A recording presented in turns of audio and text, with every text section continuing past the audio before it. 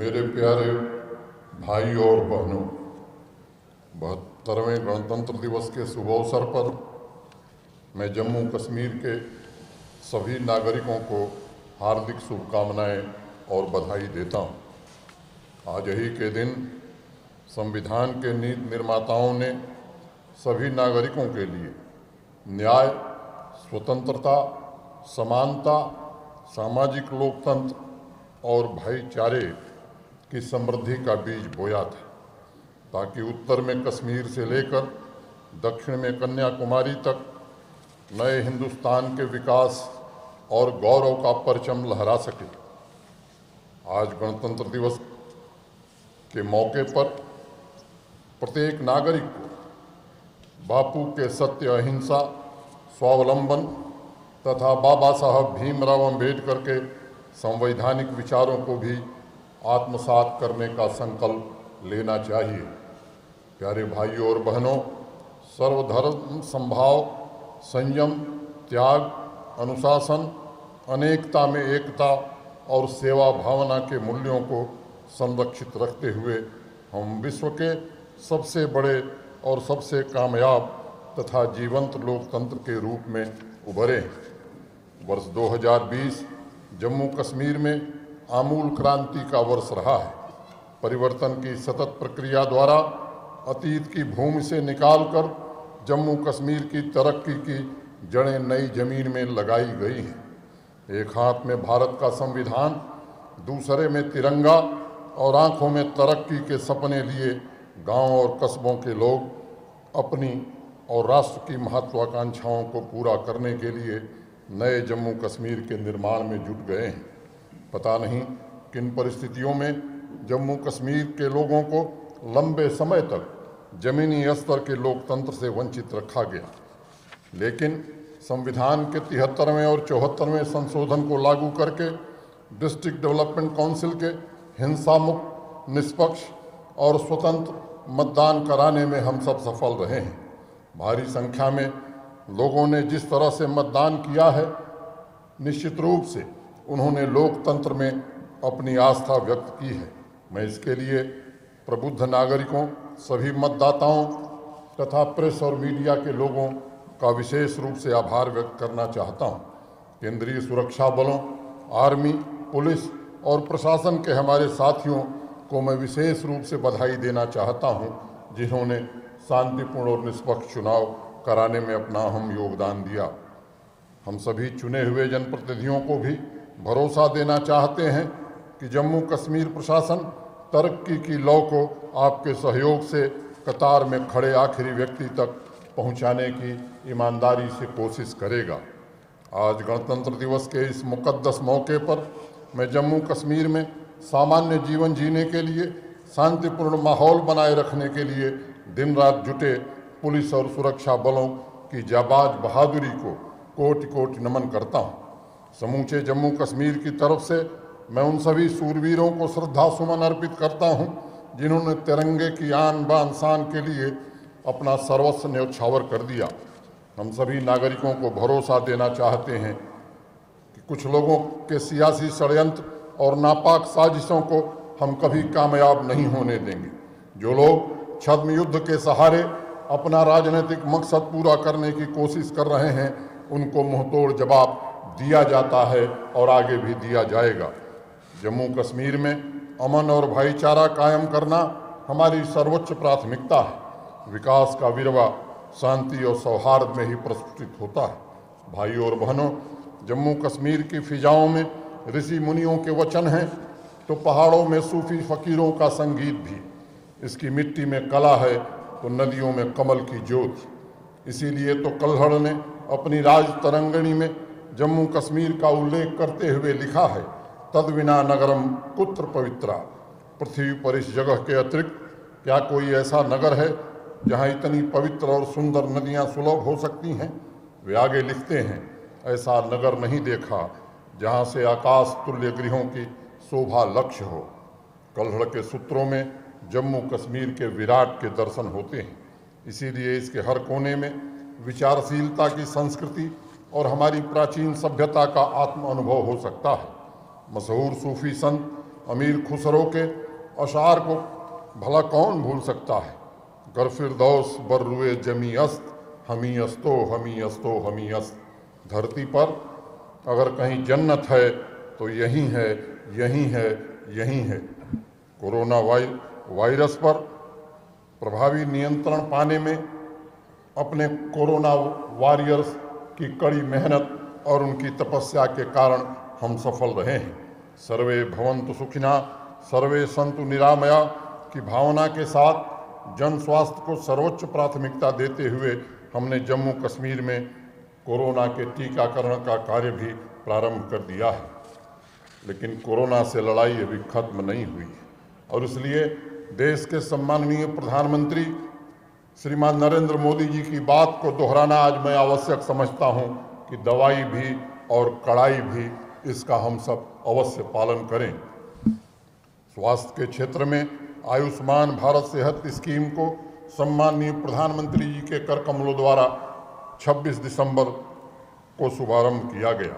देश और दुनिया में अपनी तरह की यह पहली स्वास्थ्य बीमा योजना है जिसमें बिना किसी भेदभाव के सामाजिक आर्थिक दायरों से परे होकर सभी परिवारों को सालाना 5 लाख रुपए तक के मुफ्त इलाज की सुविधा प्राप्त हो रही है।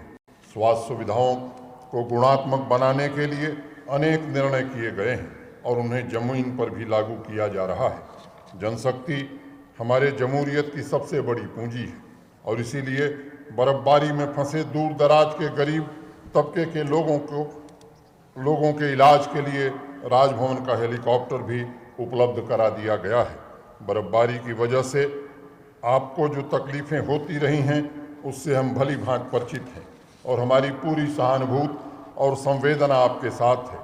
मैंने स्वयं मौके पर जाकर मुआयना किया है और आपके दर्द को समझने की कोशिश की है।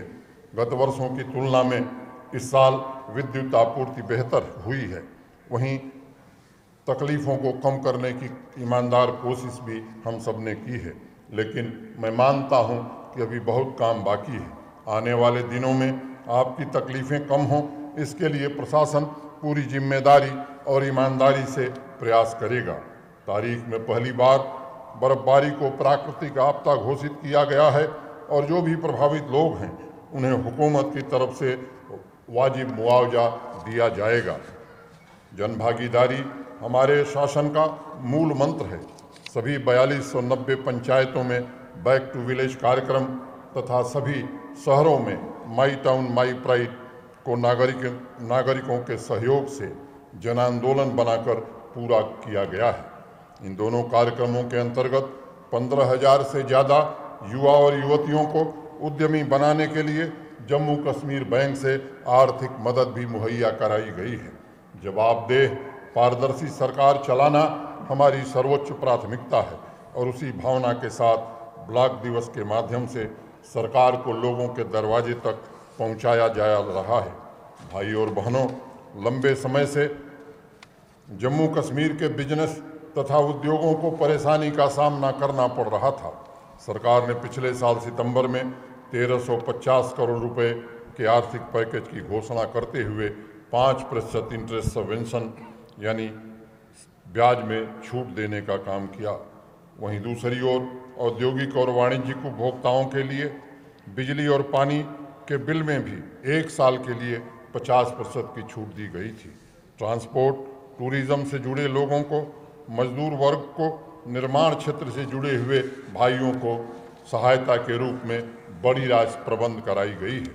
समय पर लिए गए निर्णयों के परिणाम आज गांव, शहर, खेत, फैक्ट्री, अस्पतालों, स्कूलों में दिखाई पड़ रहे हैं।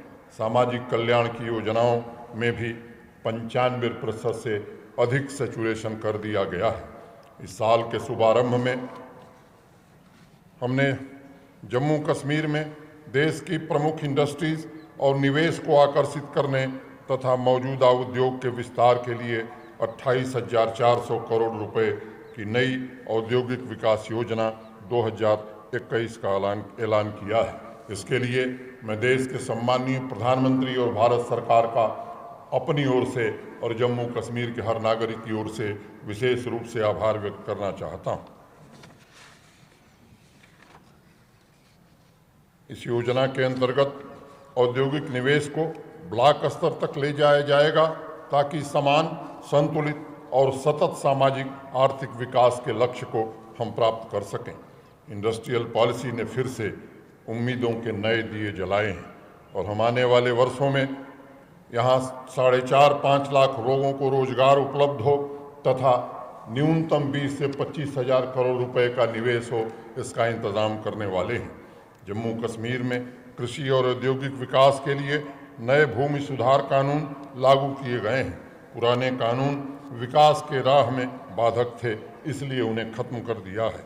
उद्योगों को बढ़ावा देने के लिए व्यापक स्तर पर लैंड बैंक तैयार किया जा रहा है और मैं कहना चाहता हूं कि 2 बड़े और 5 छोटे इंडस्ट्रियल स्टेट मार्च 2021 तक तैयार कर लिए जाएंगे। सभी अफवाहों और आशंकाओं को खारिज करते हुए आपकी एक इंच भूमि के सुरक्षा की मैं पूरी जिम्मेदारी से गारंटी देता हूं। आज जम्मू कश्मीर एक उदीयमान शक्ति है जो टेक्नोलॉजी, हॉर्टिकल्चर, नए अन्वेषण में राष्ट्र अग्रणी के रूप में तेजी से उभर रहा है। आईटी उद्योग को बढ़ावा देने के लिए अगले 1.5 साल में 2 आईटी टावर, एक जम्मू और एक श्रीनगर में स्थापित किए जाएंगे।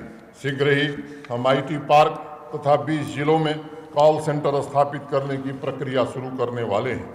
सरकार के विभिन्न मोर्चों पर किए गए अथक प्रयासों के फलस्वरूप तेजी से उभरता पर्यटन उद्योग मात दे दी है। कश्मीर के विश्व प्रसिद्ध मुगल गार्डन को यूनेस्को की वर्ल्ड हेरिटेज साइट्स में शामिल करने की कोशिश प्रारंभ हो गई है। पर्यटन उद्योग की अजेय संपत्ति को पंख लगाने के लिए अगले 15 वर्ष तक पर्यटन प्रोत्साहन योजना जारी रखी जाएगी। जम्मू कश्मीर के प्रमुख पर्यटक स्थलों मानसर, सुरिनसर, बागे बाहु, तोश मैदान, डोड पथरी तथा बंगस वैली के संरक्षण और विकास पर सरकार काम कर रही है। भारत के 75वें स्वतंत्रता दिवस के उत्सव पर जम्मू के मुबारक मंडी और कश्मीर के शेरगढ़ी को अत्याधुनिक ढंग से संरक्षित किया जाएगा। भाई और बहनों, सड़क, बिजली और पानी ये मूलभूत जरूरतें हैं, ये बुनियादी हक है और सभ्य समाज के जीने का अधिकार भी है। मैं नहीं जानता पिछले 70 सालों में ये सुविधा यहाँ के लोगों को क्यों नहीं मुहैया हो सकी, लेकिन अगले 3 सालों में हम आपको भरोसा देना चाहते हैं कि इन मूलभूत सुविधाओं को बिना किसी व्यवधान के आप तक सुनिश्चित रूप से पहुँचाया जाएगा।